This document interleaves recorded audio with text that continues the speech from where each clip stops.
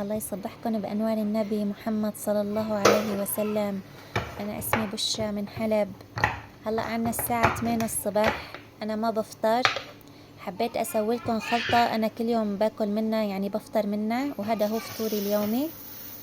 هاي الخلطة بتعطي طاقة وبتعطي حديد للجسم وكالسيوم.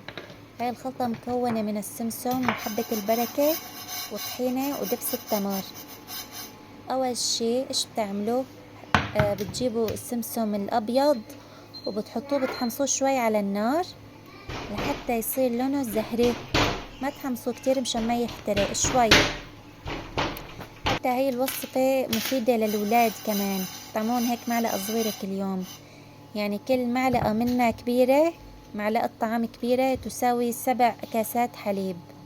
هيك الإفادة، يعني فيها كلها كالسيوم وفيتامينات، حتى للهرمونات ولكل شي، يعني حتى للشعر وللبشرة مفيدة. ايه والله. هلا لسه اهلي نايمين ما فاقوا. امبارحة ماما بالليل الله يطول بعمرها سلقت لنا بليلة. سبحان الله اليوم فقت الصبح لقيتها جاهزة.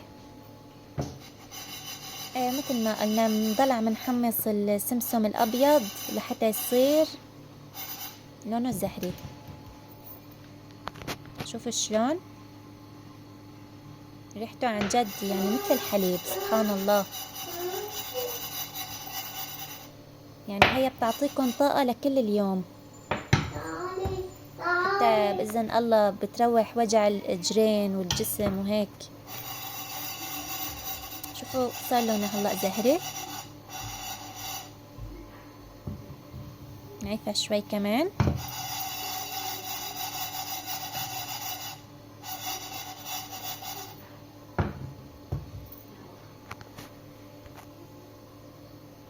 ايه هلأ صارت. هلأ مننزلها من على النار ومنسكبها بالصحن. الله على الريحة، سبحان الله. ريحتها ما قلتلكن نفس ريحة الحليب وقت بتتحمص. شوفوا شلون انا كتير بحبها هيك تازة، ما كترت مشان هيك تضل تازة طيبة. يعني انا اهلي كل يوم بياكلوا منها معلقة الصبح. هلأ بنحط مع حبة البركة. حتى حبة البركة بتعطي طعمة طيبة ومفيدة، وهي سنة عن الرسول صلى الله عليه وسلم. مفيدة كمان حتى للمعجنات طيبة، وبتعطي يعني طعمة طيبة للأكل. هلأ بنخلطن مع بعض. شوفوا والله منظر حلو، حتى صار شكلها بشهي. سبحان الله. السمسم وحبة البركة حتى للمعجنات بتعطي طعمة طيبة. هلا بنخفق الطحينة لأنه إلها زيت على وجهه. نخفق كتير كتير منيح. نضل عم نخفق. بعدها بنكت الطحينة فوق السمسم وحبة البركة. الله، هي أقوى وصفة عن جد، كتير كويسة. بعدها بنحركن. بنحرك.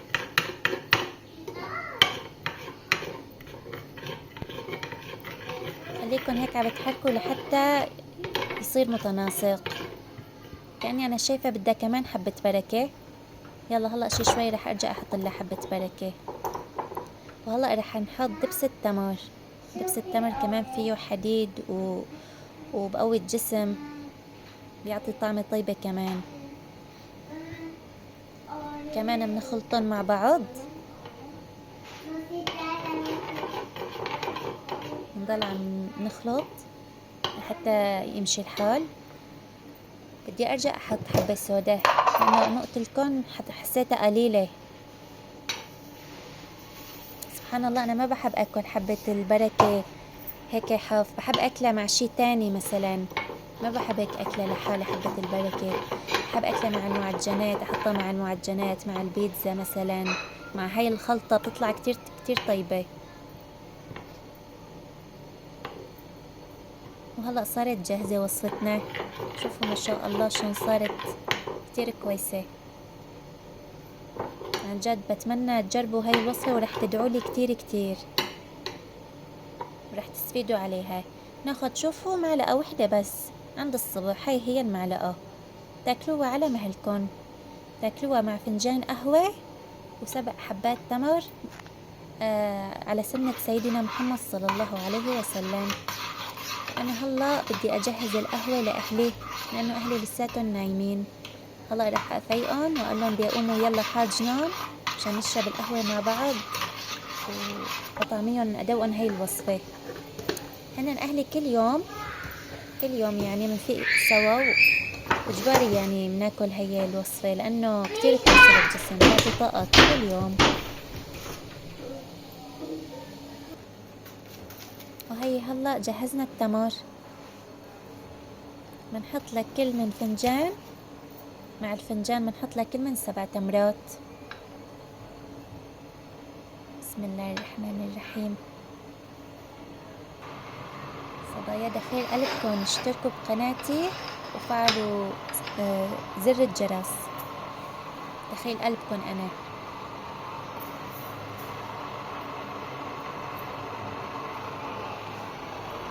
عن جد ريحة القهوة عند الصبح غير شكل.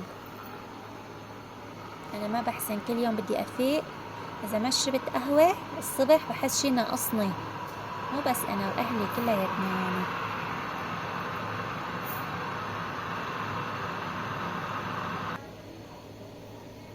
وهي القهوة غلت وصارت جاهزة. الله على ريحة القهوة ما أطيبها. أنا بتقلل القهوة وبعملها وتش، يعني ما يطيب القهوة إلا بالوتش، يكون لها رغوة كتير يعني.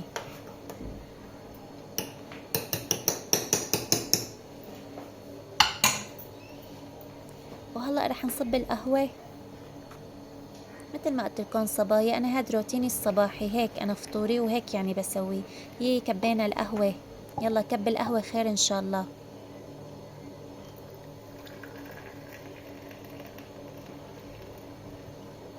وهي جهزت وصفتنا وجهزت القهوة. إن شاء الله يكون عجبكم الفيديو وألف صحة وهنا على قلبكم يا رب.